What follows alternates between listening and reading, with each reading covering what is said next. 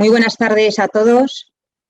Es para mí un placer presentar a José López Guzmán, con el que he tenido la suerte de coincidir y de aprender.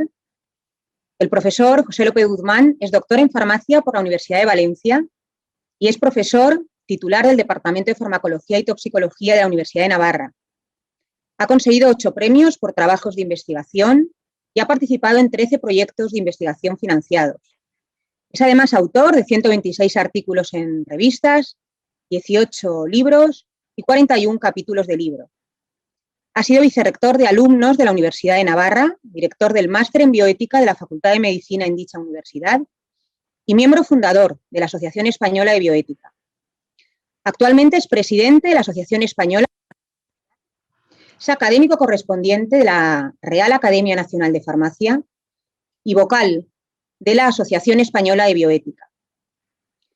Doctor José López Guzmán, querido Pepe, muchas gracias por participar una vez más con la Universidad San Pablo CEU, como siempre que te lo hemos propuesto en diferentes foros.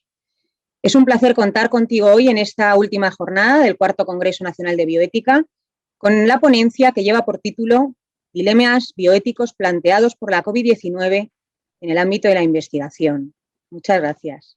Muchas gracias por la presentación y siento mucho no estar ahí, estar con vosotros, que es lo que nos hubiese gustado, ¿verdad? Esta tarde volvernos a ver después de tanto tiempo. También quiero dar, por supuesto, las gracias a la Universidad de San Pablo y al Instituto de Humanidades Ángel Ayala por haber confiado en mí, que ya sé que tú les has dicho que sí, pero bueno, ellos han confiado en tu palabra y en que hoy estemos aquí en este Congreso de Bioética que me parece tan interesante. Bueno, vamos a hablar, como se dice en el título, de algunos conflictos bioéticos. Y yo cuando me lo propusisteis, pues la primera cuestión que pensé es de decir, coger 2 o 3 temas y abordarlos y ver conflictos. Pero después cambié de opinión. Y entonces lo que voy a hacer, y también sabiendo que era la última conferencia de todo el ciclo de bioética, pues era hacer como un recorrido, invitaros a todos a hacer un recorrido conmigo para que vayamos viendo distintos problemas que se han suscitado, sobre todo en el ámbito bioético, en este tiempo de pandemia. Unos para ver que ha sido para bien, otros para que no ha sido para tan bien y otros pues para que quedan ahí abiertos para que los podamos discutir y reflexionar en ese tiempo que vamos a tener después. Voy a intentar compartir la pantalla. Bueno, pues primera cuestión solucionada. Bueno, el primer aspecto que quería decir, y por lo menos para que todos viéramos lo que vamos a trabajar, es poner un poco el índice de lo que va a ser este ratito que vamos a compartir. Primero, no voy a entrar directamente en las cuestiones, en los conflictos, sino que me gustaría hacer una reflexión un poco anterior, ir un poquito a los cimientos para esa consiguiente reflexión. Me gustaría abordar un poquito qué ha sido para cada uno de nosotros encontrarnos en este tiempo de pandemia, ¿no? En este periodo tan especial, en un aspecto íntimo de cada uno de nosotros, también en relación a los que nos rodean y, por supuesto, en esa faceta nuestra de cada uno de nosotros como investigadores, como docentes que tenemos. Segundo, ya entramos más directamente a los temas que hoy vamos a abordar, que es el cuestionamiento de esos límites de la ciencia, que nos hemos dado cuenta de alguna manera que no son tan nítidos como los teníamos pensados. Vamos a ver también algo sobre limitación de recursos, los criterios de selección de enfermos, que son como puntos grandes de esta discusión bioética que se ha suscitado, los límites de la libertad en pos del bien común y me gustaría terminar haciendo un repaso por la visión de ciertas profesiones.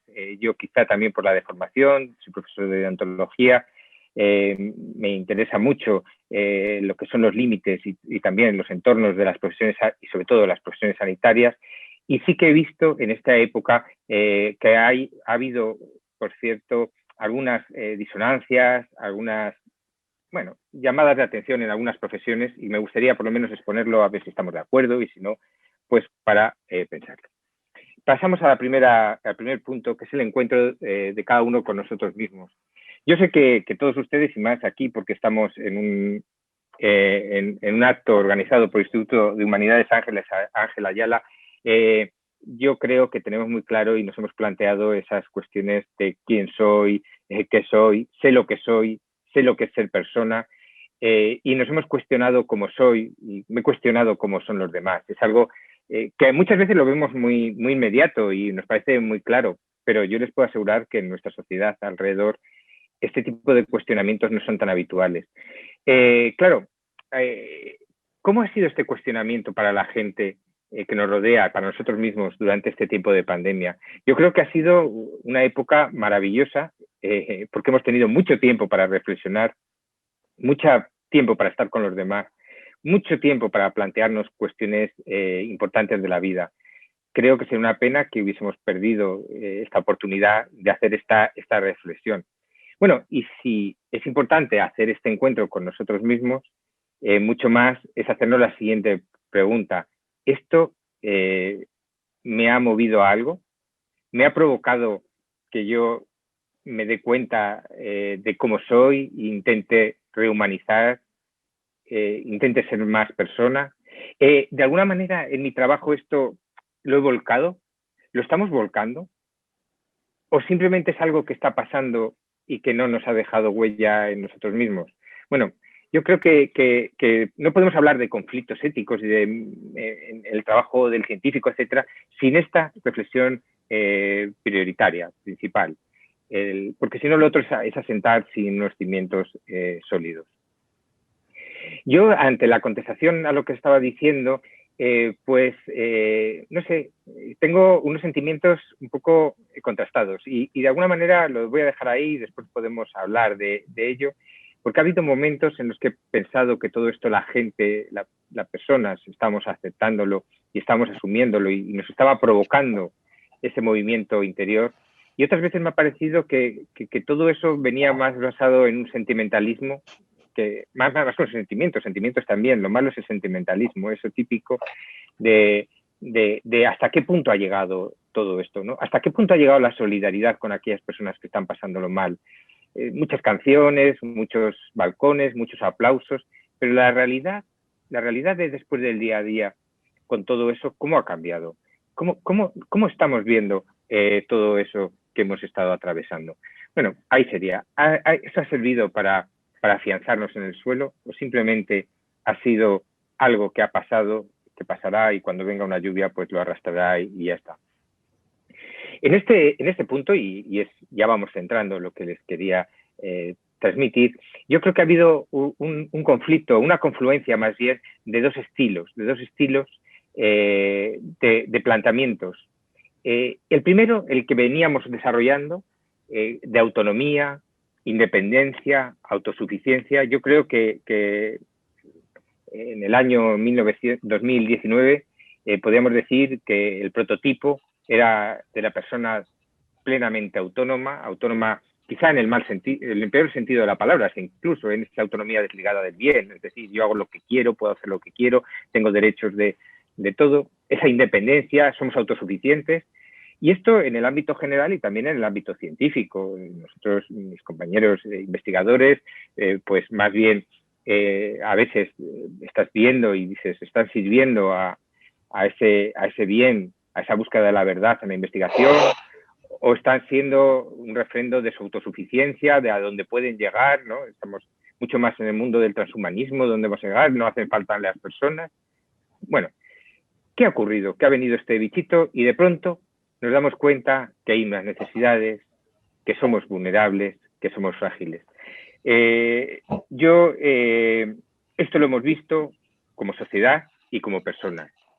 Como persona hemos visto nuestra vulnerabilidad, pero como sociedad también hemos visto que tenemos unas necesidades muy grandes, que somos muy vulnerables, que en cualquier momento nuestro sistema de vida puede cambiar y que somos frágiles. Y esto es un hecho dramático. Es un cambio de estar ahí arriba y que lo puedo todo a el contrario. Pero es un hecho dramático, pero es muy esperanzador.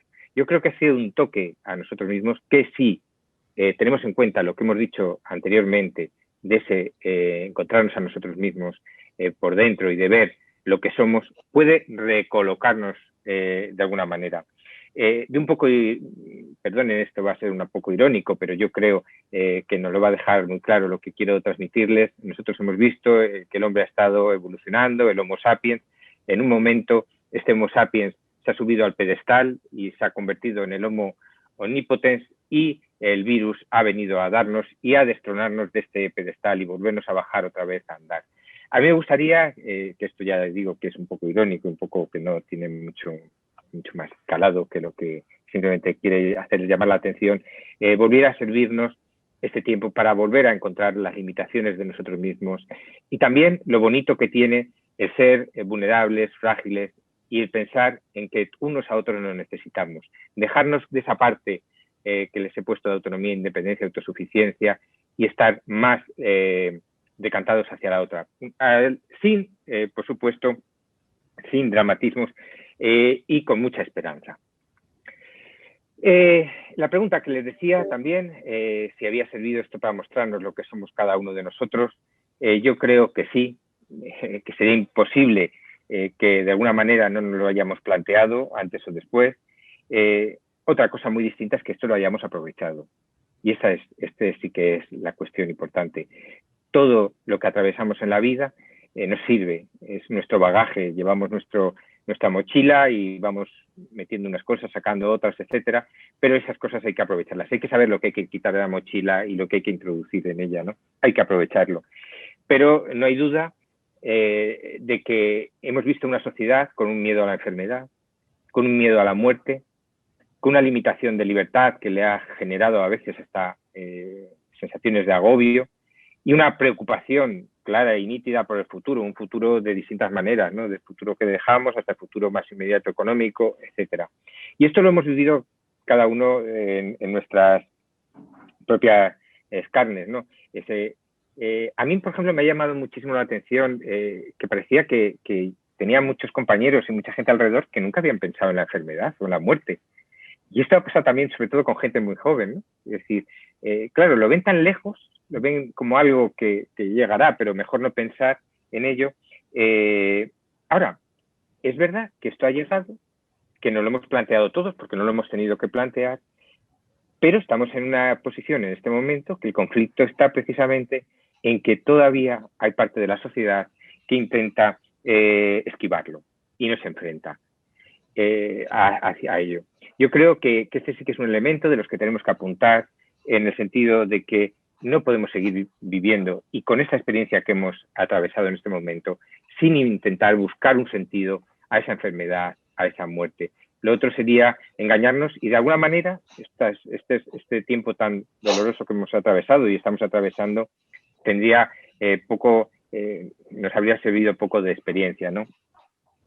En este sentido podemos reflexionar y ya les digo que como esto va a ser un camino que voy a atravesar con ustedes, voy a dejar preguntas en el aire para que después que le interese las conteste, el que las sabe pues se olvida y el que no pues podemos reflexionar sobre ellas. Si el miedo nubila la razón, yo me he planteado este tiempo mucho si ese no enfrentamiento a la enfermedad o la muerte es algo irracional, pero es tan irracional porque hay un miedo que me nubila esa razón, que no me quiero enfrentar a ello conscientemente o es inconscientemente, ¿no?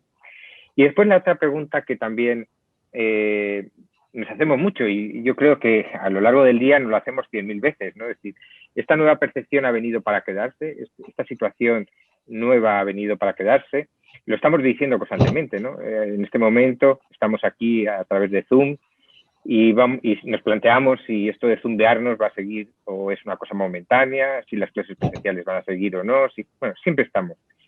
Pero la percepción del ser humano, esta sensación a veces más de debilidad o de fragilidad, ha venido por lo menos para quedarse con nosotros un poco, para darnos cuenta de lo que somos, o también simplemente va a pasar como a lo mejor otro tipo de cosas y simplemente va a ser algo que va a quedar en la historia de la pandemia.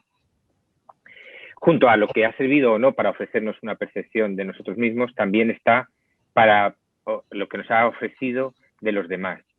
Por supuesto que sí, aquí no tengo ninguna duda de que el confinamiento, por ejemplo, la época de confinamiento, ha puesto muy en evidencia lo que cada uno es, paciencia, egoísmo, cariño. Eso lo hemos vivido todos, hasta incluso en los núcleos familiares que creíamos más asentados, de pronto te das cuenta que tu vida ha ido muy rápida, que te levantas, desayunamos, nos vamos, comemos en el colegio, en el trabajo, nos vemos una hora por la noche y de ahí pasamos a vivir 24 horas juntos en un sitio casi hacinados Y de verdad aparecen este otro tipo de cuestiones que nos han podido hacernos cuestionarnos cuestiones acerca de nosotros, de nuestras virtudes y de nuestros vicios que también tenemos acogidos, ¿no? Y esto lo podemos ver, lo que supone para los demás, cada uno de ellos, o también en nuestros grupos de trabajo, ¿no? En este momento, nuestra generosidad con los compañeros de trabajo, con unas circunstancias muy distintas, con los alumnos, bueno, pues ahí ha habido una situación distinta que también tenemos que amoldarnos y saber gestionar. En esos puntos para reflexionar, yo hay cosas que creo que han sido muy evidentes. Una de ellas, que nos demos cuenta que la presión dificulta fingir. Cuando alguien está en un estado muy normal o hasta incluso placentero con alguien, es muy fácil mostrárselo como se quiera mostrar. Cuando hay un momento de presión, ha sido más difícil fingir y ha pasado en todos los estamentos, en el personal, en el familiar, en el político, en el social. Yo no sé si ustedes tienen la experiencia de ver algún programa de estos de reality en la televisión, por ejemplo, Masterchef, etcétera, que ves a un personaje famoso que va a ir, es un personaje famoso que conoces por la prensa, que te cae bien, y cuando lo ves allí en los fogones, empiezan todo fenomenal, y el primer día que hay una presión fuera de lo común, etcétera, aparece otra persona distinta a la que tú estabas viendo, ¿no? Pues es verdad, mantener un estatus en un momento determinado es más o menos fácil. Cuando tenemos que convivir, cuando tenemos que estar con otras personas en unos momentos de más crispación, etcétera, aparece esa persona que realmente somos nosotros. Esto es también, yo creo, que algo bueno para nosotros introducirnos en unos hábitos más positivos y darnos cuenta de algunas de nuestras limitaciones, ¿no? Y como les decía antes también, aquí nos podemos preguntar mucho hasta dónde nuestras relaciones han estado basadas en sentimientos o en sentimentalismo, o nuestras respuestas en este momento de crisis ha estado basada en unos sentimientos o ha estado más bien en una cuestión de sentimentalismo. Sobre esta cuestión me gustaría aportarles aquí unas frases del Papa Francisco que me parecen que son geniales. Siempre suelen ser frases pequeñas, parecen sencillas, pero tienen un contenido, por lo menos a mí me parece que tienen siempre un contenido y un calado que te llega directamente al corazón, ¿no? Él habla del sentido de pertenencia a una familia común. Si de algo nos hemos podido dar cuenta, y yo personalmente les puedo decir, es que en marzo, cuando empezamos el confinamiento, me empecé a dar mucho más sentido de esta pertenencia a familia común que lo que había tenido, ¿no? Vamos a leer la cita del Papa Francisco. Dice: nos dimos cuenta de que estábamos en la misma barca, todos frágiles y desorientados, pero al mismo tiempo importantes y necesarios, todos llamados a remar juntos. No podemos seguir cada uno por nuestra cuenta, sino solo juntos. Bueno, me parece precioso y es verdad que en este tiempo o vamos remando todos juntos o de alguna manera vamos a no llegar a buen puerto o no llegar a buen puerto en el tiempo adecuado y con mucha gente que se ha quedado en el camino, ¿no? Tenemos que asumir responsabilidades. Ya hablaremos y ya veremos, pero ¿qué nos está pasando con las vacunas en este momento? Yo creo que hay una cuestión clara de asunción de responsabilidades, etcétera. Y también algo que nos ha enseñado este tiempo de estar con otros de otras maneras distintas es valorar los méritos de los demás o lo que son los demás o el desarrollo de los demás por parámetros distintos. Yo creo que quizá algo que también es una lección aprendida o que deberíamos de aprender es que en este momento no solo nos podemos mover por parámetros económicos y de mercado, de egoísmo, de soberbia, que es quizá lo que nos ha movido, sino que lo que verdaderamente vale es ese grado de solidaridad de la sociedad. Y cuando hablamos de grado de solidaridad de la sociedad, vuelvo a decirlo en tipo general, y también el grado de solidaridad de cada uno de nosotros, ¿no? De lo que estamos cada uno de nosotros dispuestos a dar o a ofrecer a los demás. En resumen, en este momento nos encontramos en un conflicto grande de derechos y deberes, una sociedad en la que yo creo que ha habido un reajuste y ahí hay un conflicto de dónde están los derechos, dónde están los deberes, qué hay esos límites de derechos y deberes.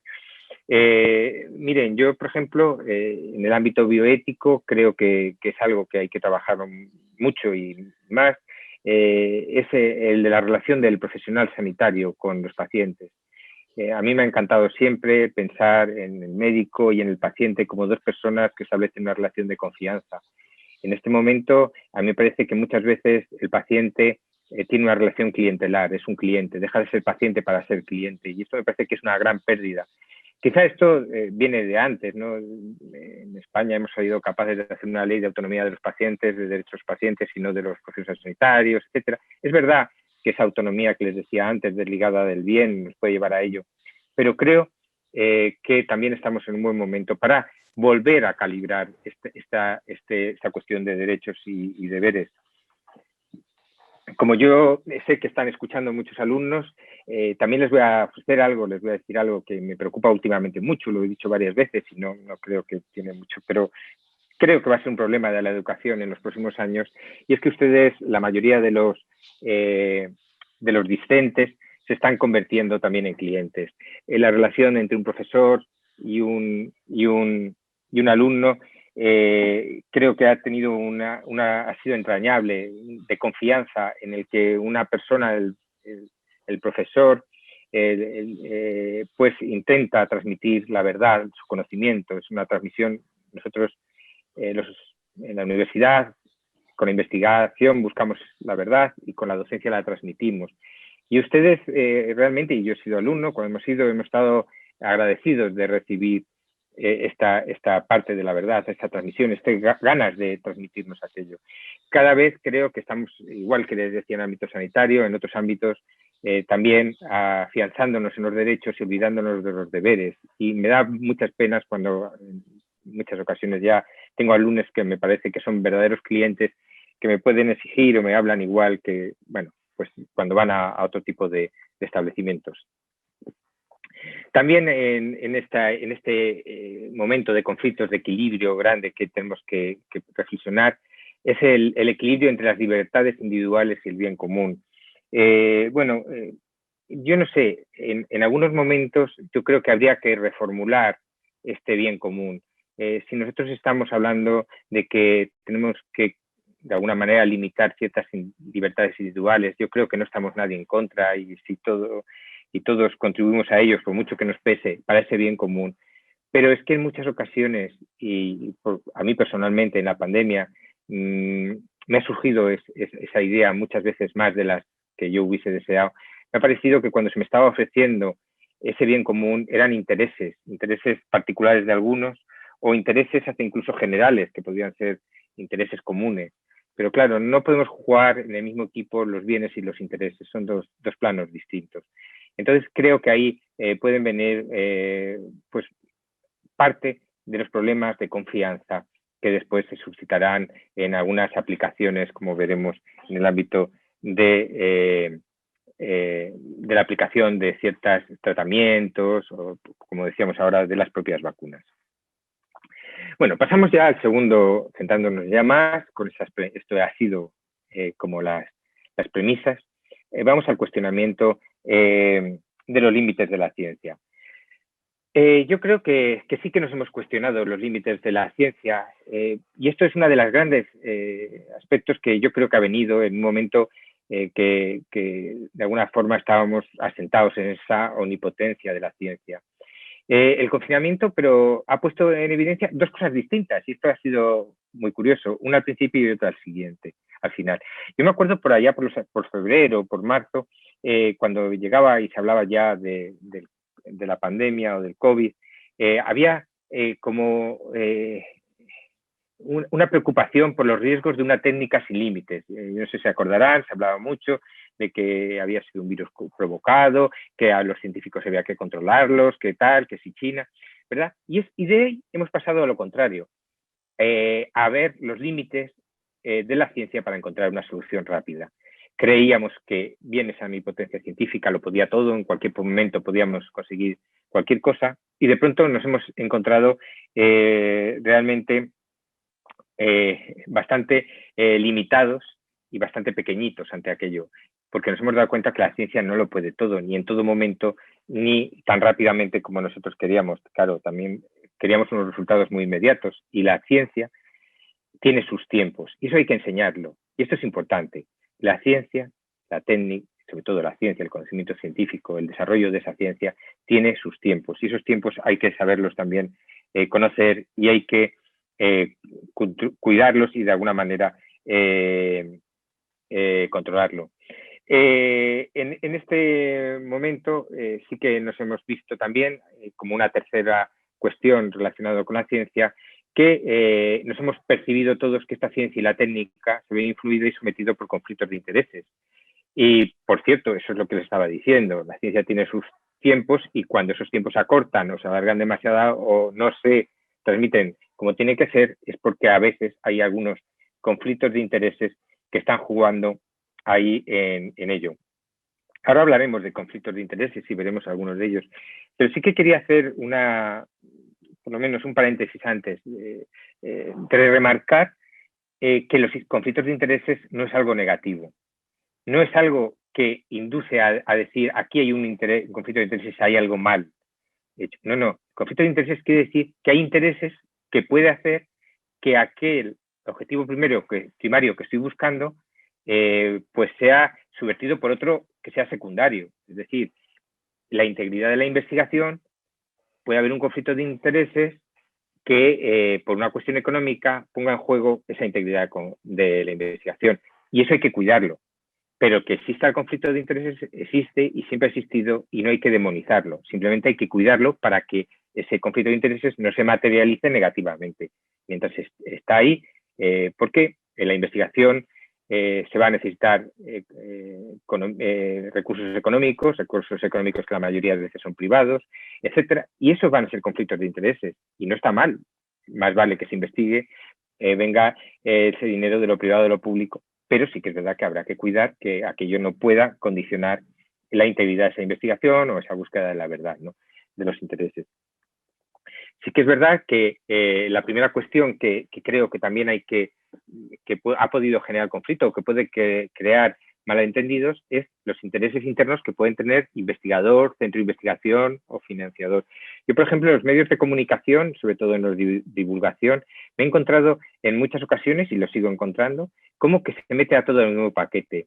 El investigador parece que es lo mismo que el centro investigador o el financiador, y no, son personas distintas y tienen intereses distintos. El investigador es aquella persona que está trabajando, que está investigando, y normalmente hay poco que decir malo de ellos. Es decir, su finalidad es buscar ese bien de la investigación, como decíamos, esa integridad, esos remedios necesarios, etc.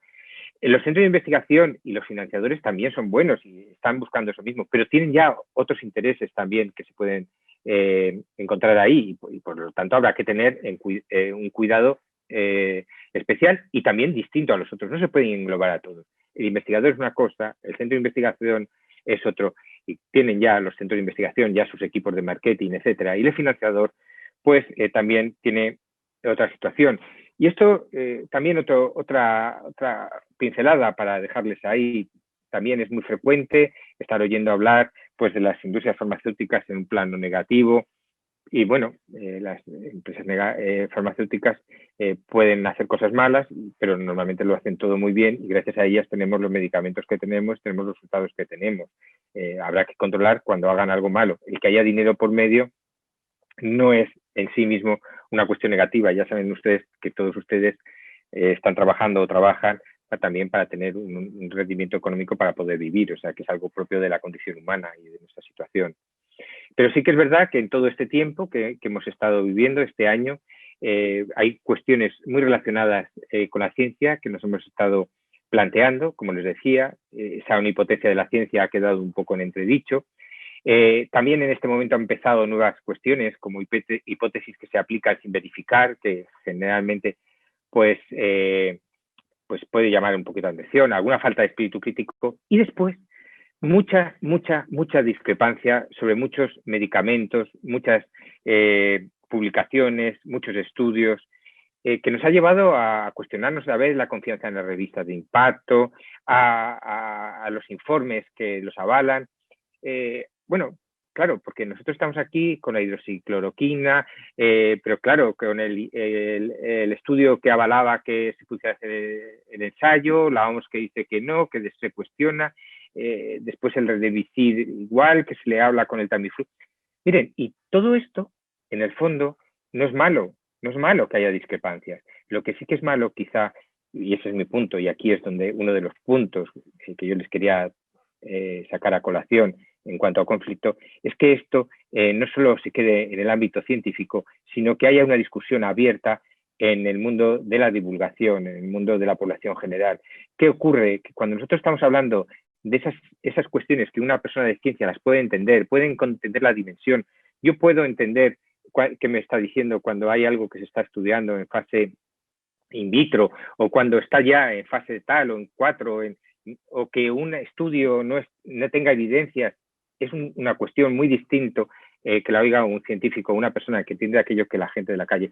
Como todo esto lo hemos estado vendiendo constantemente, creo que es una de las cuestiones que nos tendríamos que plantear y también para otras ocasiones en las que no nos puede después de alguna manera alarmar o nos puede sorprender que haya una falta de confianza en la sociedad ante ciertos tratamientos o hasta incluso hasta las propias vacunas en este momento. A veces nos planteamos, ¿y cómo vienen estas dudas? Es que constantemente estamos lanzando inputs de dudas, de críticas, bueno, yo creo que esto es algo también que dejamos ahí y que nos lo plantearemos. No obstante, sigo diciendo que constantemente estamos viendo situaciones que en el ámbito de la ciencia son, perdónenme, no sé si la palabra es anómala o por lo menos no normales, en el sentido de ciertas publicaciones como esta, por ejemplo, que es la del médico de Yepes, médico cabecera, pues que ha visto un tratamiento, ha sido publicado en una revista, pero nosotros estamos hablando de una población de 85 pacientes en 2 residencias solo en una misma zona.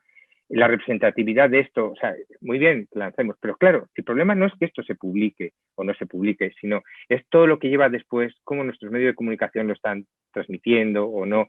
Y claro, transmiten eso, que en 2 residencias se ha realizado este tratamiento y que ha sido favorable, pero después aparece al día siguiente otro médico que dice que eso no es representativo, que esto no se puede tener, que quizá tiene otras connotaciones, y la persona de la calle que lo oye pues le genera otra vez la incertidumbre. Creo que con todo esto que estoy diciendo, que estos tiempos de prisas del coronavirus, que nos ha sometido a unas prisas, a un momento de estrés en el ámbito de la investigación, nos puede llevar a plantearnos la necesidad de una ética en la investigación y en la publicación más adecuada y sobre todo haberla previsto para otro momento de este tipo de presiones o de situaciones que se nos puedan suscitar. De tal manera que esto es una editorial del British Medical Journal del 28 de mayo del 2020 que decía sobre los médicos y los científicos en puestos de asesoramiento, qué sucede cuando la integridad del gobierno ya no coincide con su integridad profesional o personal. Otro elemento que les pongo corolario de las anteriores. ¿Hasta qué punto las personas de ciencia, las personas investigadores tienen que ser de alguna manera o tienen una gran responsabilidad cuando son voceros de ciertos gobiernos? Es decir, cuando simplemente quizás se están alejando de aquello que es el dato concreto, el dato que hay que decir.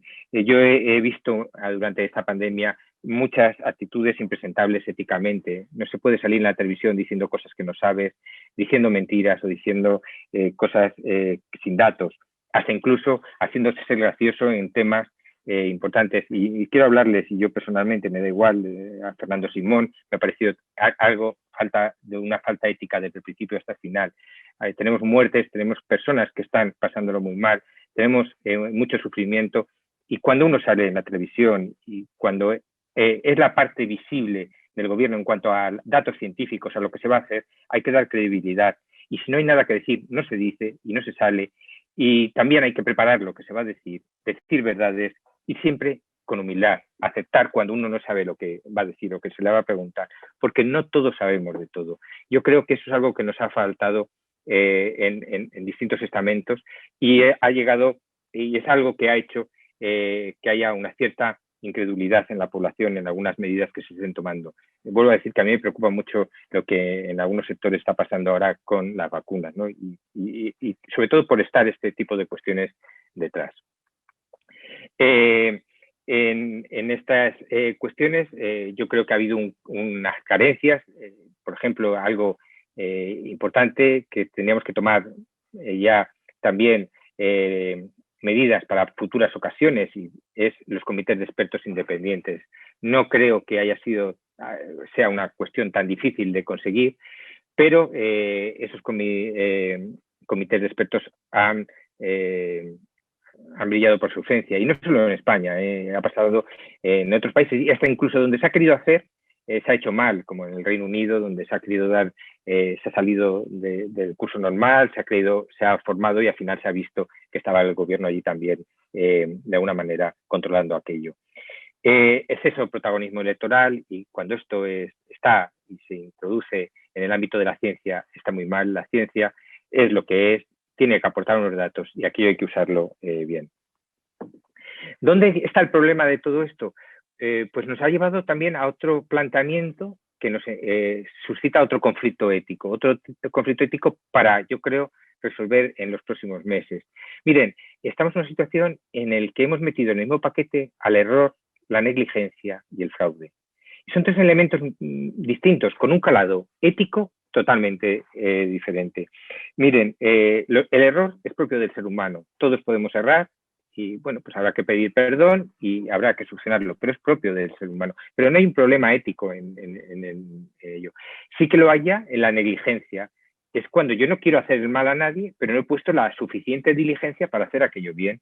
Ahí sí que ya hay unas connotaciones distintas y, por supuesto, una repercusión distinta y una responsabilidad distinta.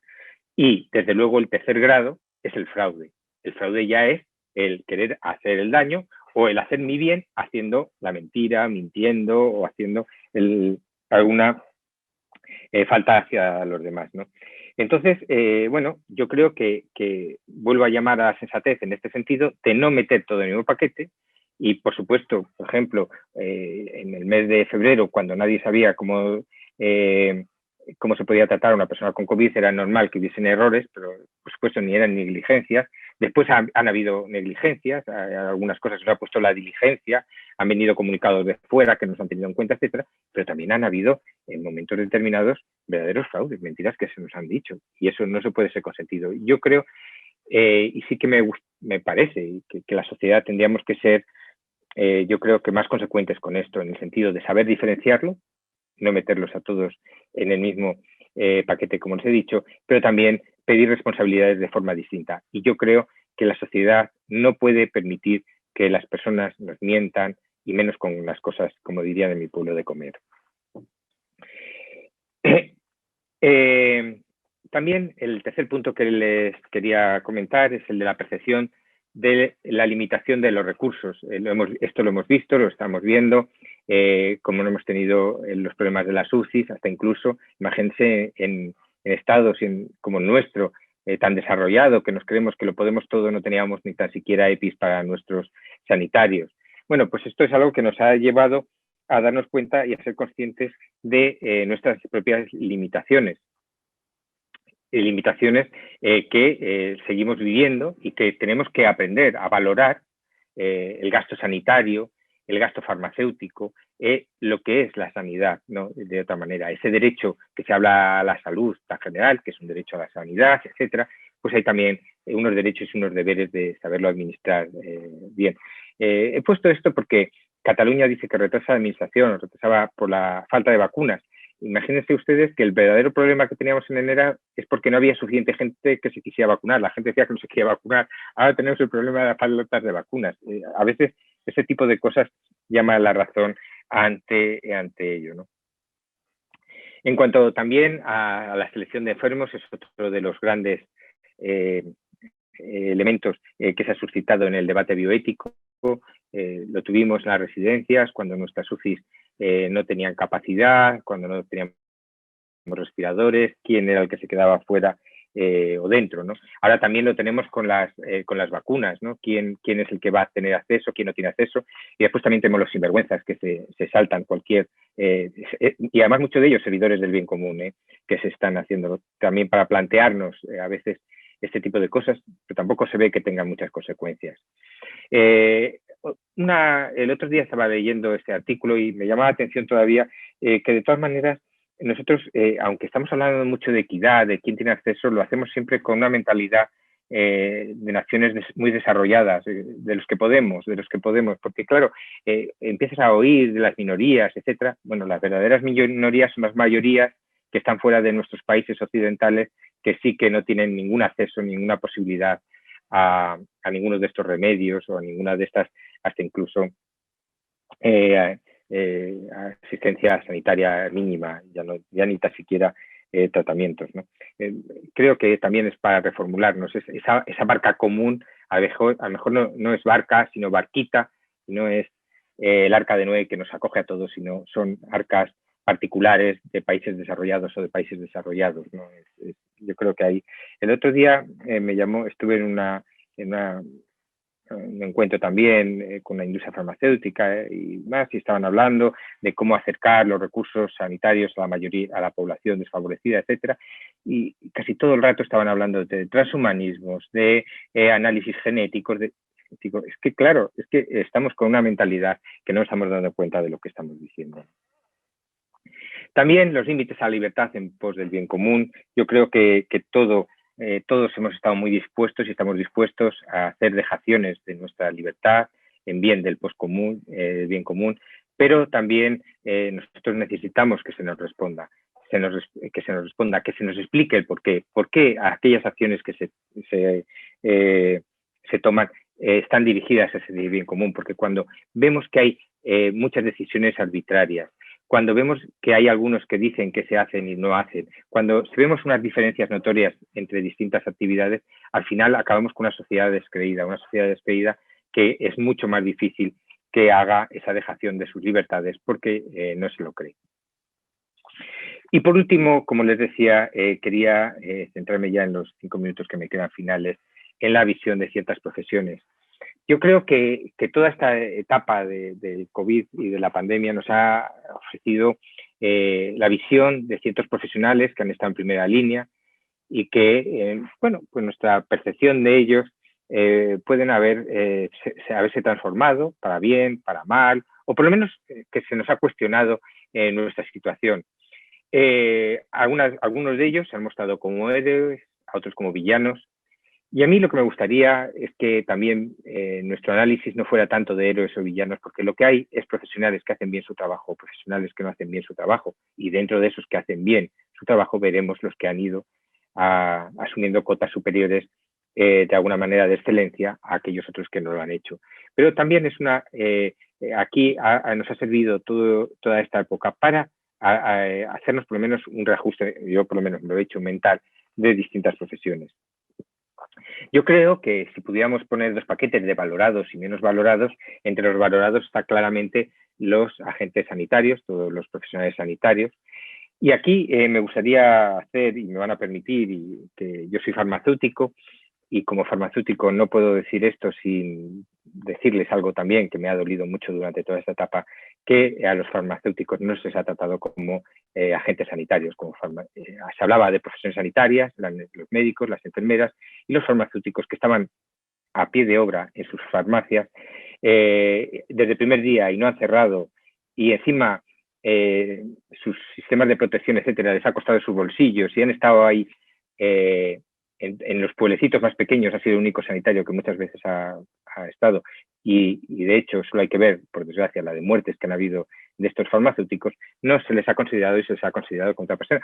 Esto lo digo socialmente porque lo hay, pero también para que la propia profesión se cuestione por qué son estas situaciones. Es decir, que estos momentos de presión nos sirven para muchas cosas. Lo importante es aprender estas lecciones y estudiarlas y pensarlas y reflexionar sobre ellas.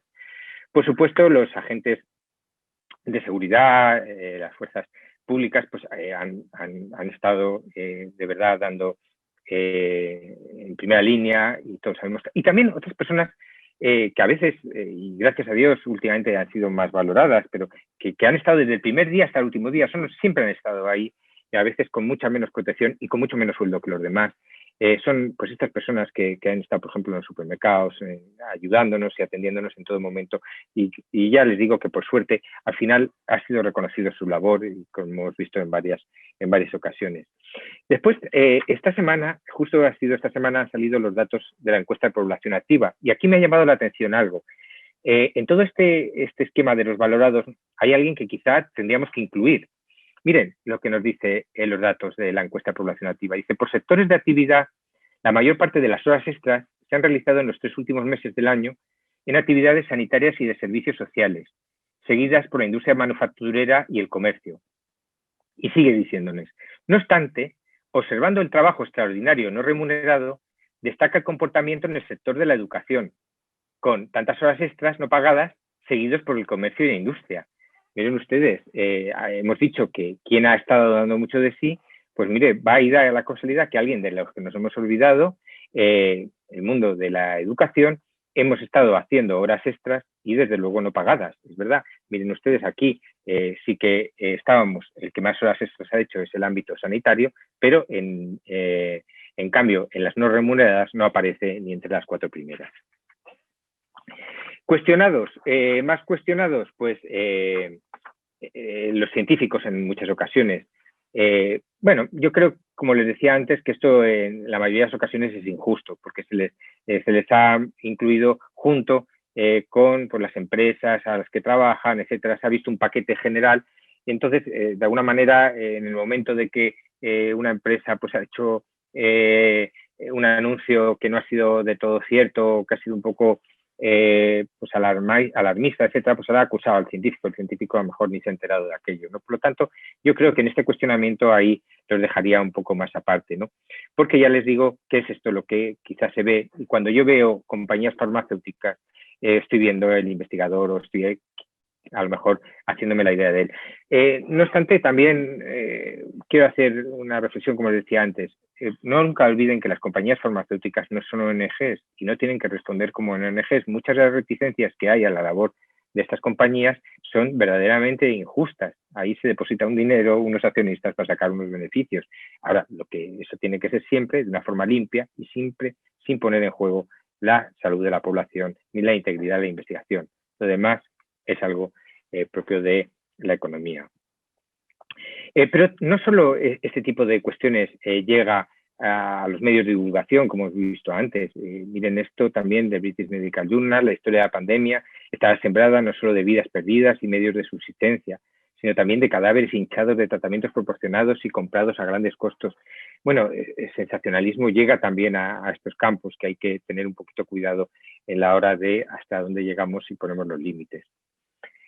También yo creo que han sido cuestionados los políticos de la vía pública porque dicen que buscan la verdad, el interés público. Ya en muchos momentos que estaban viendo de alguna forma sus bienes particulares, electorales. Yo personalmente, y esto es una apreciación personal, creo que si hay alguien que me ha defraudado durante todo este tipo de pandemia es la clase política en general. De alguna manera. El director de la OMS pide el fin de la politización, hasta en nuestras cortes se habla de que se deja un interés por la pandemia. Es muy llamativo que cuando tú abres los medios de comunicación y estás viendo el Parlamento, se están matando o están diciendo allí entre ellos 1000 cosas que quizá son bastante ajenas a las muertes que están causando el COVID.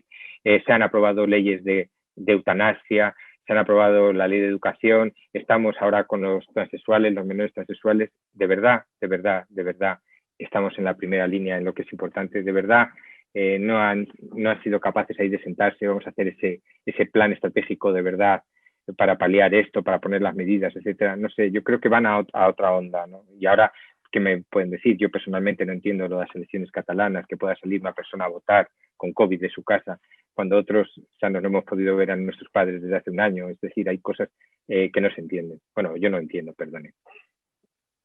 Y después también, de alguna manera, se ha cuestionado en ocasiones a los medios de comunicación, porque ha sido mucho más evidente que las prisas en dar las noticias pues han llevado en algunas ocasiones a este sensacionalismo, que es de verdaderamente pues peligroso en tiempos de pandemia en los que estamos, ¿no?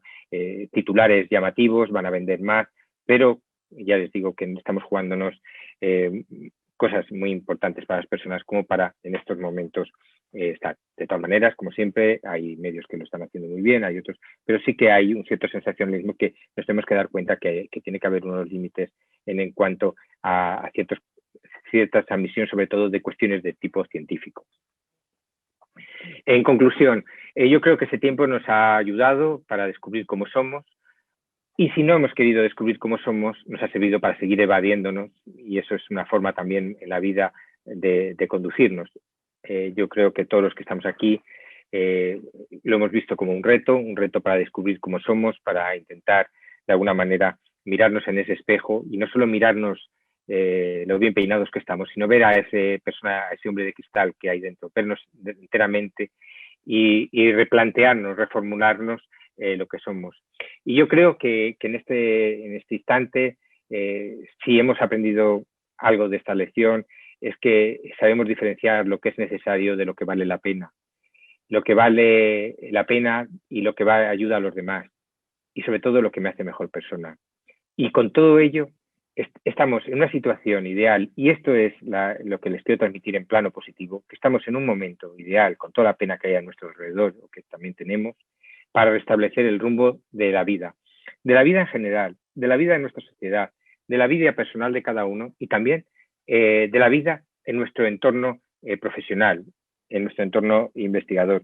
Yo, por ejemplo, como estos días estaba pensando mucho en lo que hacemos los investigadores, lo que aquí en la universidad trabajamos, y cómo esto quizá nos puede servir para volver a reconducir esta investigación, esta forma de comportarnos que tenemos los investigadores. Perdone que estoy liando mucho porque no quiero ir muy directo porque nadie se enfade, ¿no? Pero yo en los últimos años estoy viendo que estamos muy centrados en lo que somos, en lo que vamos a hacer, quizás también por el sistema que es perverso, de méritos, etcétera. Pero es que con los compañeros de trabajo de investigación ya no hablamos de fútbol ni de otras cosas, hablamos de Q1, de publicación, de dónde. En este momento, para publicar, tenemos que pedir un proyecto y el dinero del proyecto se va todo para la editorial, que se aprovecha porque nosotros tenemos que publicar en sitios de impacto. El trabajo que nosotros vamos a hacer tiene que estar orientado a tal para que sea publicado. Ya no publico lo que a lo mejor me interesaría estudiar o investigar, sino soy un mercenario de la investigación.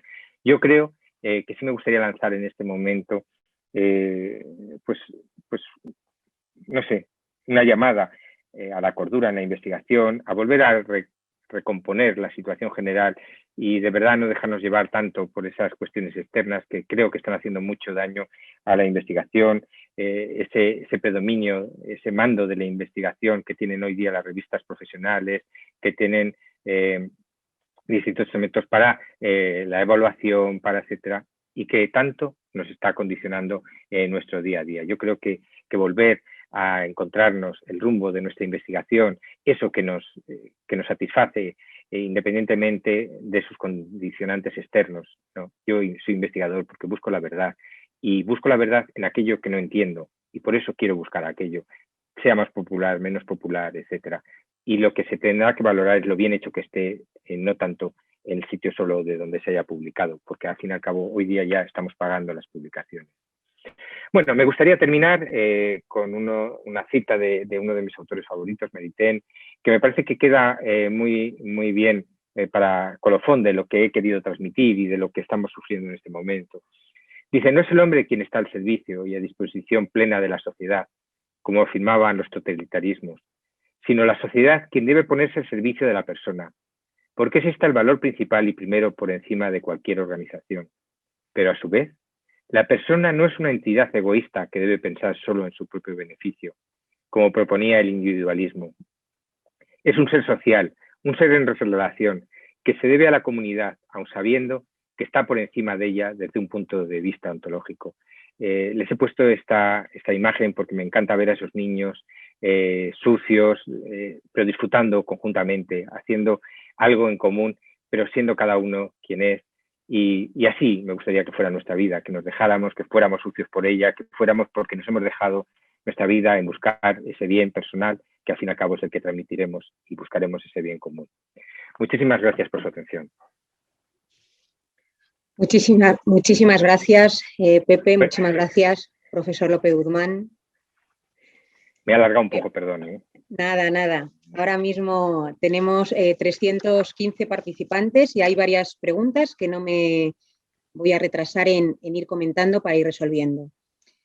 Tenemos a Marina Jacobo, que nos comenta: me gustaría preguntar si el intento de evitar la relación clientelar sanitario-paciente puede ser un riesgo de volver al paternalismo de épocas pasadas.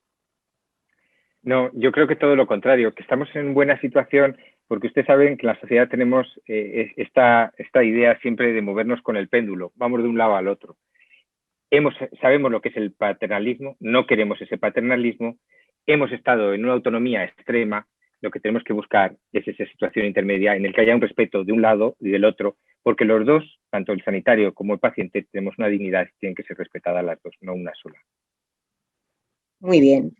Leonor comenta: a día de hoy hay muchas profesiones sanitarias y no sanitarias que no han obtenido el reconocimiento a nivel personal y creo que lo merecen. Mis padres son veterinarios y me han transmitido un sentimiento similar al suyo. Se refiere al comentario un poco que has hecho, ¿no? Entonces, sí, por dejarlo ahí también, ponerlo también de manifiesto. Roberto comenta: ¿cuáles son las diferencias entre bien e interés común? Bueno, cuando estamos hablando de bienes, estamos hablando de algo que al ser humano le reporta un bien en su naturaleza, en lo que es, en lo que busca. Cuando estamos hablando de un interés, es algo que me proporciona una satisfacción parcial. Yo puedo tener interés en ganar mucho dinero, pero ganar mucho dinero de una forma ilícita, ¿me hace un bien? No. Yo puedo ganar mucho dinero, pero para que aquello sea un bien tiene que ser de una forma lícita. Esa es la diferencia entre intereses no sé, perdona, me sale un ejemplo farmacéutico, pero yo, por ejemplo, puedo ir a una farmacéutica o un farmacéutico que puede decir: mire, yo estoy vendiendo este tipo de medicamentos, aunque sé que no sirven para nada, porque es un bien para mí, porque gano más dinero, porque la farmacia va mejor, porque tengo que llegar a fin de mes. Bueno, será un bien, pero eso es un interés, porque un bien es lo que a ti te hace un bien, y a ti te hace un bien como farmacéutica servir a la sociedad, dar el mejor medicamento, no engañar a nadie, no hacer fraudes. Por lo tanto, no es un bien, es un interés tuyo que estás teniendo momentáneamente. Bueno, no sé, ejemplo. Muy bien. Gabriel Montero plantea varias cuestiones relacionadas. Dice: buenas tardes, ha hablado un momento de la industria farmacéutica y plantea dos cuestiones. ¿Es ético que con la cantidad de muertes que hay a diario no se liberen las patentes de las vacunas? ¿No podría haber un sistema más justo donde la industria reciba económicamente lo necesario y que se aceleren los tiempos de producción? Sí. Un debate muy de actualidad. Un debate muy de actualidad y muy largo y muy complicado. Miren, en el mundo de las patentes es lo que siempre nos sale, ¿no? Pero yo les voy a decir que ojalá la investigación estuviera todo en manos públicas y no hubiese intereses, pero normalmente la investigación está prioritariamente en manos privadas, y cuando hay alguien que está exponiendo su dinero, quiere también tener un beneficio. Yo no voy a hacer una investigación para que esté invirtiendo muchos millones de dólares o de euros para después no recuperar nada de ese dinero. Entonces, por supuesto, que hay que llegar a sistemas equitativos, por supuesto que sí, pero también hay que conocer la realidad. Si yo en este momento quito las patentes a las industrias dejan de investigar. ¿Nos interesa a nosotros que se pare la investigación? Yo creo que no. O sea, es que es un equilibrio que tiene que guardarse. Por eso también pues hemos pasado y vamos viendo que con los tiempos van habiendo alternativas de solución a estos problemas. Hemos tenido los genéricos, que los tenemos ahí, tenemos en ciertos momentos, también tenemos algunos convenios para que haya ciertas patentes que ceden en países del tercer mundo, etcétera, para que se puedan hacer estos medicamentos, pero hay que guardar un equilibrio porque si no, vamos, yo pienso que podemos poner un desequilibrio grande en el que haya un colapso de la investigación. Es fácil decir que quiero que se investigue y que todo sea barato, que sea todo, pero es que todo es limitado. Los recursos son limitados y yo creo que ahí es donde está el problema. Yo no soy un especialista en esto, pero que es un poco la visión que creo que es la que existe, ¿no? Tenemos también a Carmen Bacaicoa, que comenta: ¿qué opina sobre el hecho de que un farmacéutico no tenga la posibilidad de recetar un fármaco para enfermos crónicos o pueda cambiar de comprimidos a cápsulas y en consecuencia sus pacientes tengan que ir al médico de nuevo y por tanto saturar la atención sanitaria? Bueno, esto es una cuestión típica de ordenación de las profesiones sanitarias. O sea, quiero decir que en España no se puede hacer es porque no nos dejan en este momento realizarlo. A ver, yo creo que tenemos el espejo de otros países fuera de España, de países industrializados, muy desarrollados, en los que el farmacéutico está teniendo otras labores y está descongestionando el sistema sanitario. Que eso sea directamente, que sea con unos cursos de capacitación, que sea con... Eso es la forma, ese es el reglamento. Pero yo creo que está claro que o la profesión farmacéutica cambia en sus hábitos en esto, o se va a quedar muy achicada en el contorno sanitario. Pero también les quiero decir que desde los ámbitos políticos o generales se está infravalorando al farmacéutico. Es decir, tenemos un profesional de salud de primera orden ahí que nos está aprovechando, ¿no? El otro día, en esa reunión que les estaba comentando antes, se estaba hablando de la posibilidad de crear una nueva figura que estuviera en cada pueblo para que, de alguna manera, atender a la población de estos pueblos que se están quedando despoblados, etcétera. Les decía, pero hombre, otro funcionario más en cada pueblo, no sé qué, que no se va a querer nadie. Si tenemos las farmacias en todo, pues darle más competencias o ayuda que esté más en conexión con el sistema público, pero vamos a aprovechar lo que tenemos. Yo creo que sí, y que estamos capacitados para ello. Imagínense, pero si es que el experto en medicamentos es el farmacéutico, es el único que sabe tecnología farmacéutica, biofarmacia, sabe qué es el medicamento más adecuado, puede conocer muy bien en ese tratamiento continuo que hay. Lo malo es que cuando en España se ha hablado de la prescripción farmacéutica, los medios de comunicación parece que se han alarmado porque parecía que en cada mostrador iba a haber un talonario de recetas que el farmacéutico iba a llevar, y no es eso, no es eso. Como podemos ver, en Inglaterra, en otros países, simplemente es una colaboración con el médico para descongestionar el sistema sanitario. Yo creo que, pero claro, a lo mejor soy farmacéutico, a lo mejor mi conflicto de intereses es que estoy sesgado en ese sentido, porque lo digo para que también todos piensen y sepan que soy farmacéutico. Sí. Tenemos una pregunta de un espectador anónimo, no pone el nombre, es un poco comprometida. Comenta lo que quiere. Dice: si tuviera que puntuar del 1 al 10 cómo se ha gestionado la pandemia en España, ¿qué nota le pondría y por qué? Sí. Yo tengo un problema como profesor, que siempre me cuesta mucho suspender y poner notas malas, pero yo pondría un suspenso, seguro. Se ha gestionado muy mal. Miren, yo por lo menos, como lo he sufrido, o sea, yo no creo que se puede gestionar sin saber lo que se va a hacer, día a día viendo lo que pasa, encima con algunas, o sea, lo que hemos pasado con las mascarillas sí, mascarillas no, con esto sí, esto no, ahora sí, ahora se cierra, ahora media hora más. Y además es que no han habido explicaciones. Yo, por ejemplo, el otro día estaba hablando con unos alumnos y les decía, a mí, por ejemplo, cuando en un momento determinado dicen, los restaurantes van a cerrar una hora antes, me gustaría que me explicaran por qué. ¿Qué diferencia hay una hora antes o después? No sé, está muy clara, pero me gustaría que también aquellas personas que me están diciendo y coartando mis libertades individuales, que me están dejando que esté en clase, que en casa, que yo no he podido ir a Valencia en un año, que me estén diciendo por qué y haciendo. No, voy viendo que cada uno va tomando las decisiones en momentos distintos, etcétera. Bueno, tampoco yo creo que para este suspenso, también viendo un poquito lo que se ha dicho de la gestión en España en ciertas revistas o en ciertos estamentos también comunitarios, etcétera, pues tampoco es muy difícil darse cuenta de que no ha estado bien gestionado, ¿no? Ha sido... Pero bueno, es una opinión personal y esto fuera del campo ha sido también, como el que ha preguntado es desconocido y el que ha contestado es desconocido también. Pero en suspenso sí. A ver, mientras se animan algunas preguntas más, Pepe, yo te quería comentar, ¿cómo podríamos conseguir un equilibrio, ¿no? en la investigación entre el interés común, que realmente aquello que se investigue podamos aportar algo interesante a la sociedad, ¿no? Y el interés propio, ¿no? El que sea publicable, que tenga un adecuado baremo, etcétera, ¿no? ¿Cómo podríamos un poco conseguir este equilibrio?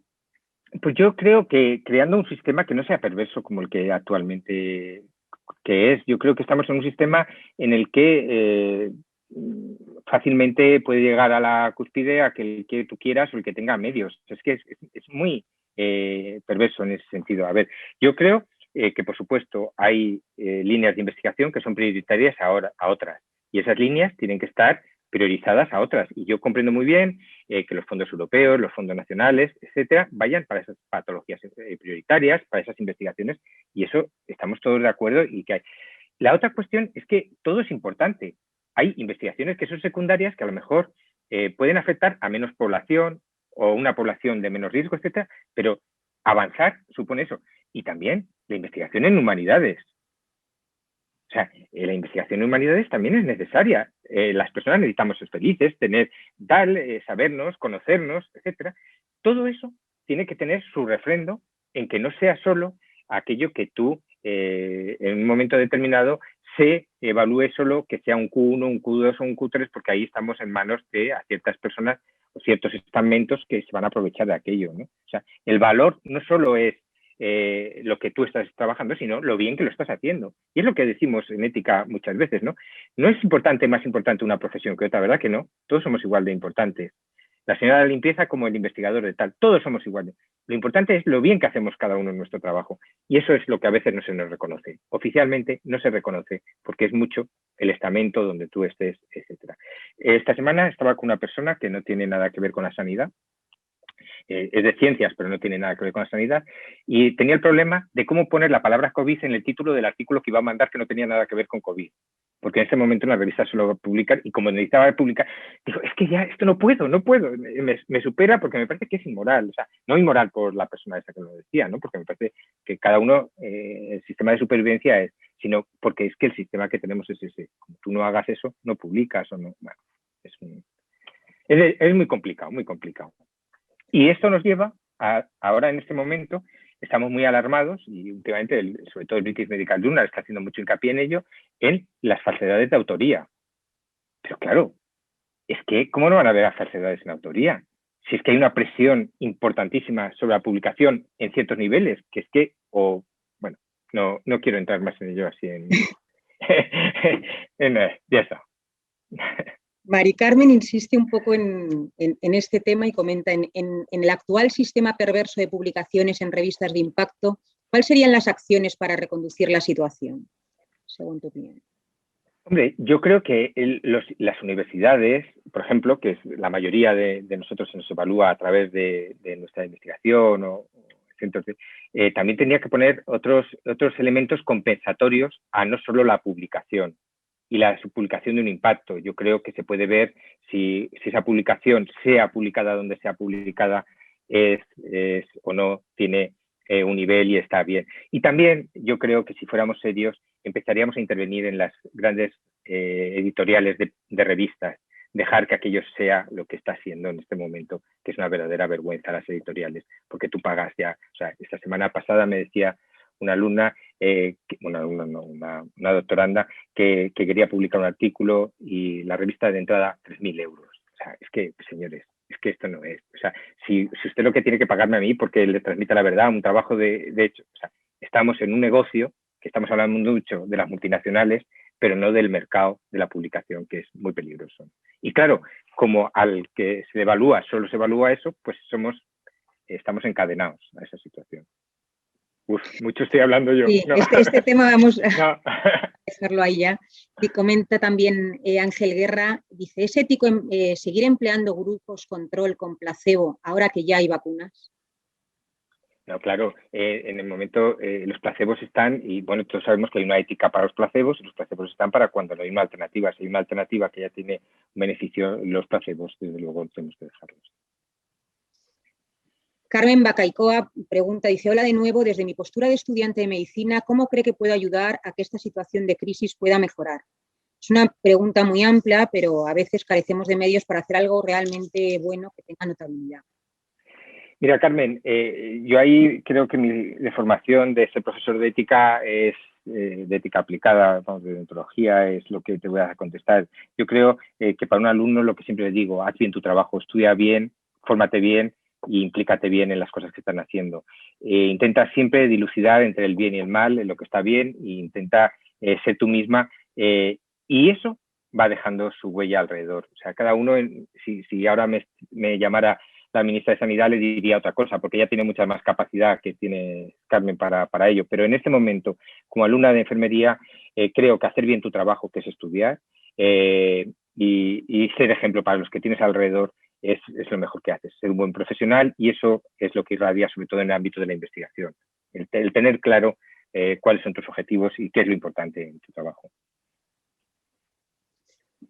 Comenta un espectador anónimo, ¿usted qué hubiese cambiado respecto a los criterios de selección de los enfermos? Criterios de selección de enfermos de vacunas o de los que han entrado en las UCIs. Yo en las UCIs en aquel momento, ya digo que esto no estaba muy encima y yo creo que hay que ser experto para ello, pero sí que vi que y lo que se ha trabajado más en el ámbito bioético, pues es que fuera solo una cuestión de edad. La edad no determina, es verdad que siempre es doloroso tener que decir este sí y este no, pero que creo que es bastante simple el decir la edad. Hay personas que a lo mejor pues con una edad menor o mayor pues tienen mayor capacidad o no capacidad, y hay que establecer unos elementos que van más allá simplemente de la edad, ¿no? Ahora, con esto de las vacunas, la selección es que no le puedo decir porque es que yo no me aclaro según en qué comunidad. Yo estoy todo el rato que si me toca o no me toca la vacuna, y por lo que se ve no me toca, pero tampoco lo sé cuándo me va a tocar ni me va a tocar, porque no tengo muy claro los sistemas que se están siguiendo o no se están siguiendo, porque como además dependen de cada autonomía, etcétera, pues es que es muy difícil. No puedo contestar. Hay otro espectador anónimo que comentan, ¿podrían los estados tras la pandemia sufrida darse cuenta de la necesidad de invertir en el ámbito sanitario, en investigación, convirtiéndose ellos mismos en el propio inversor con parte del dinero de los impuestos para evitar que estos trámites alarguen la resolución de una posible situación similar en el futuro?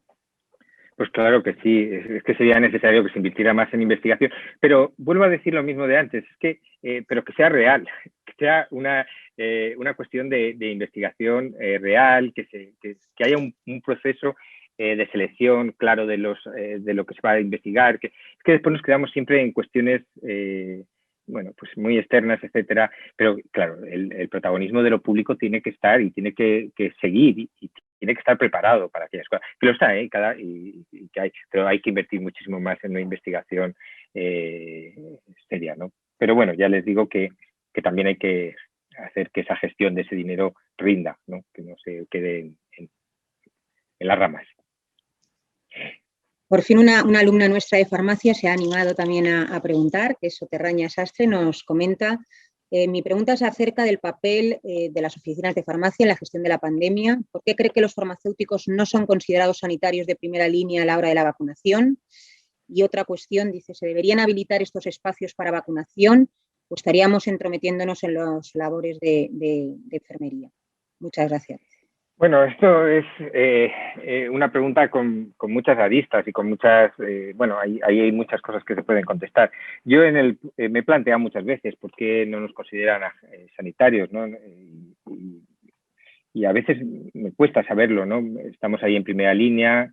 De hecho, yo no sé si se han dado cuenta ustedes que cada vez que llega alguien de ministro de Sanidad, lo primero que dice es que me voy a apoyar en los farmacéuticos y después nadie se acuerda de los farmacéuticos. Quizá es por la parte también comercial que tenemos. La visión general de la farmacia es la oficina de farmacia, y la oficina de farmacia en muchas ocasiones la culpa del farmacéutico la hemos convertido en un comercio, una tienda, en una cosa que desde fuera a veces también pues llama la atención. Es muy difícil a veces equipararnos a un médico. Yo creo que si nosotros fuéramos a cualquier clínica y el médico nos diera una tarjeta de ahorro o nos diera regalitos, pues aquello nos parecería o hubiese saldos, es decir, yo si le receto esto le doy un saldo de tal, y eso es lo que vemos a veces en una farmacia. Pero no nos tiene que equivocar las ramas con lo que es el eje. El eje somos un profesional sanitario de primera índole que hace muy bien generar sus cosas y no nos tenemos que quedar en ese tipo de aspectos, ¿no? Yo creo que hay que reivindicar nuestra labor y seriamente saber lo que hacemos y también, de alguna manera, de evitar hacer aquellas cosas, o por lo menos que nos puedan quitar de esa labor tan asistencial que tenemos. En cuanto a lo que nosotros podemos hacer con las vacunas, con los PCRs, con todo esto, pues es una labor en la que nosotros tenemos una cierta capacidad. se ha visto ahora, están ustedes, ¿no?, en un proyecto piloto en Madrid que se está haciendo estos diagnósticos, etcétera, que podemos hacer más. Es verdad que para todo ello no estamos cualificados y en muchas de ellas cuestiones tenemos las bases y habrá que dar cursos de formación, etcétera, como les contaba antes con la prescripción, etcétera. Será también a mejor una formación complementaria. Dice, ¿es una invasión de enfermería? Bueno, enfermería también está prescribiendo ahora. Bueno, es poner las bases. Aquí nadie va contra nadie. Miren, uno de los grandes errores que hay en la sanidad, y ahora esto me dirijo directamente a la enfermería, porque estoy muy disgustado con la mesa esa de enfermería, su colegio, con el sindicato que va atacando a los farmacéuticos. Una cosa es decir las cosas y otra es atacar. Y ellos tienen el mismo objetivo que tenemos los farmacéuticos y los médicos, el bien del paciente. La labor esta la puede hacer el farmacéutico, pues habrá que ver si está capacitado profesionalmente, si puede y si se le dan los medios. Y ya está. Y si eso es bueno para el paciente. Entonces, la ley de ordenación de las profesiones sanitarias en sus preámbulos ya lo dice, que las profesiones sanitarias no están definidas y tienen una capacidad y unos márgenes de confluencia y de ampliación y de, bueno, pues simplemente póngase en juego. Entonces, no estoy diciéndole que sí a cada una, hay que estudiar cada una de esas actividades, etcétera. Lo que no puede en un profesional sanitario es solo ver en lo que corporativamente le puede molestar el que otro haga algo. No, no. Esto que hace otro lo puede hacer y eso va a ser un beneficio para la sociedad, pues adelante. Que no. Ese es el planteamiento que yo por lo menos creo que seriamente había que establecer. Tenemos una pregunta también de Luis Alberto del Río, al que conoces, profesor qué alegría, de aquí de la casa, del área de farmacia y tecnología farmacéutica. Comenta qué papel y responsabilidad tienen las redes sociales tras lo vivido en la pandemia en el cambio que se está produciendo en los valores éticos de la sociedad por manipulación del mensaje y la expansión de eso que se está llamando odio. Sí, yo creo que muchísima, y por eso les decía una de las cuestiones cuando hablaba de los medios de comunicación y después imagínense las redes, pues claro, cuando nosotros estamos en el ámbito sanitario, todo se basa en la confianza de nuestros profesores sanitarios. Si yo estoy lanzando mensajes todo el rato de que esta empresa por ganar dinero está lanzando una vacuna que no está experimentada, el otro no sé cuántos, y estoy poniendo titulares, pues realmente la sociedad al final, cuando como nos pasaba en diciembre, decía, es que la gente no se quiere vacunar nadie. Pero ¿cómo se van a querer vacunar? Si yo he estado lanzándole todo el día mensajes de que aquello puede tener efectos negativos, que esto puede ser, hasta que te puede modificar tu DNA. O sea, si es que hemos estado oyendo de todo, ¿no? Entonces, yo creo que en el ámbito sanitario siempre hay que ser muy serio y muy riguroso en el ámbito de los medios de comunicación, pero más en un momento de pandemia. Sabemos que en este momento es muy importante todo lo de la inmunización de rebaño, etcétera. El que vayamos todos a una tiene mucha importancia. Yo creo que por un titular que venda más no nos podemos jugar este asunto, ¿no? ¿Tenemos alguna pregunta más? En este caso es también anónimo. Dice, me gustaría plantear que quizá la vacunación en una farmacia puede suponer riesgos por la potencial situación de respuesta alérgica que podría precisar una atención inmediata, instrumental, y no porque sea un farmacéutico quien lo administre. Como enfermera y estudiante de medicina me entristece como entre profesionales muchas veces, pues bueno, nos podemos tirar piedras entre otros compañeros cuando no tiene que ser así, menos en una situación de crisis.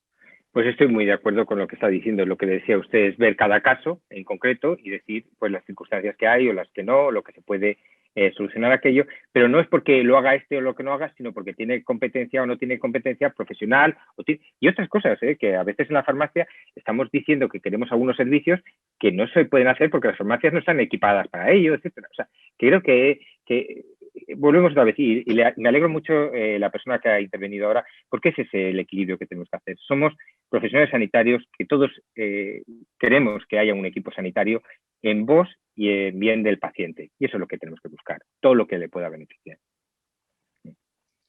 ¿Tenemos alguna pregunta más? También en este caso es un espectador también anónimo y plantea quién cree que ha podido salir más fuerte de esta situación de pandemia. Eso sí que hay alguien que ha podido salir fortalecido. Yo no sé quién ha salido. A ver, es que claro, cuando hablamos de fortalecido, ¿en qué sentido? ¿No? Yo humanamente o claro, hay distintas cuestiones. Yo no sabría qué decirle quién ha salido fortalecido. No sé, muchas veces en este momento dice que el gran fortalecido van a ser las grandes empresas farmacéuticas que han elaborado las grandes vacunas. Pues bueno, pero van a ser un fortalecimiento económico y también una satisfacción como vayan bien, o sea, que también humanamente, ¿no? A mí me gustaría pensar, yo de verdad soy optimista en la vida. Yo creo que la vida es un camino en el que vamos aprendiendo y vamos fortaleciéndonos. Yo sigo pensando que ojalá seamos capaces cada uno de estar aprovechando el momento que estamos atravesando para sacar lo mejor del mismo y para fortalecernos. Ustedes saben que de las grandes crisis salen las grandes oportunidades, ¿no? Pues yo creo que de esto que hemos aprendido, bueno, no sé, creo que yo cuando ahora pase esto, el dar ciertos abrazos a ciertas personas me va a dar tal confort y me va a dar tal alegría que no va a tener parangón con un abrazo que daba hace un año. O sea, es que cosas tan pequeñitas que uno puede salir muy fortalecido. Me gustaría también pensar que mucha gente va a pensar que ciertas cosas pequeñas son muy importantes en la vida. Hemos estado solo pensando en las vacaciones, en los grandes viajes, en las grandes... Y quizá a lo mejor ahora valoramos otras cosas. No sé, no sé, me gustaría que ese fortalecimiento fuera de todos. No sabría yo quién decir que ha salido. Y yo creo que ya para terminar, para no alargarnos más y respetar el horario planteado con el tiempo para el acto de clausura, me gustaría plantearte, Pepe, si me lo permites, bueno, ¿qué podríamos haber hecho mejor, ¿no?, para que los farmacéuticos pues, se nos haya considerado desde un principio como profesionales sanitarios, por hacer algo de autocrítica? ¿Por qué no ha sido así? ¿Qué podíamos haber hecho mejor o qué podemos hacer mejor en el futuro para que realmente quede claro que sin duda somos profesionales sanitarios de primera línea, ¿no? Pues yo es que creo que tenemos un lastre histórico. Tenemos un lastre histórico desde la industrialización del medicamento, o sea, en cuanto a la oficina de farmacia.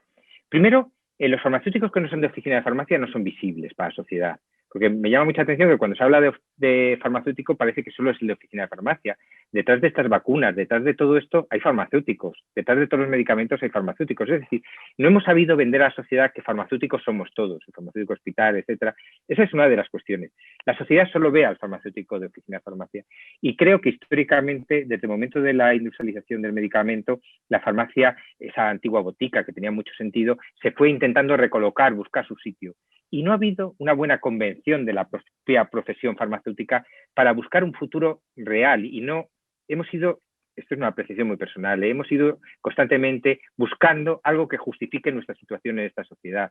Si ustedes piensan en los últimos años en España, hemos estado hablando que la farmacia era farmacia social, que era la farmacia clínica, que era la atención farmacéutica, que era la farmacia de servicios, que ahora es la asistencia. Tantos modelos, no hay algo que no estamos encontrando el verdadero modelo. Yo creo que hay que plantearnos. Estamos mucho hablando de servicios, pero la dispensación la hemos olvidado, no la tenemos tan... No sé, yo creo, y yo aquí achaco mucho precisamente a la cabeza representa, a lo que nos representa. Yo diferenciaría mucho de farmacéutico cada uno que está en su farmacia, que lo está haciendo ejemplarmente, en el sentido, habrá de todo, pero que en general es una labor muy entregada. Y pensemos sobre todo en los pequeñitos pueblos, en las personas que están dándose ahí en ello. Somos el único profesional que viene un paciente, una persona, y se puede ir simplemente con un consejo y no con medicamento, ni con dinero, etcétera, tanto que se nos dice comerciantes. Pero sí que es verdad que yo creo que habría que haber tenido ese espíritu crítico que tú estás diciendo desde el Consejo General de Colegios de Farmacéuticos. Hace mucho tiempo debía haber dado unas directrices, haber juntado a la profesión y habernos aupado y hasta incluso arengado a ir todos a una y saber hacia dónde vamos. Yo solo veo farmacéuticos o grupos de farmacéuticos que van cruzándose constantemente y eso no hace que nos entendamos, pero la sociedad, cuando los ves pasar así, tampoco los entiende. Bueno, esto no sé si ha sido muy crítico, no ha sido crítico, pero es lo que yo pienso. Sí. Pues muchísimas gracias, profesor López Guzmán, y dejo a la organización ya. Muchísimas gracias, Carmen. Ha sido un placer.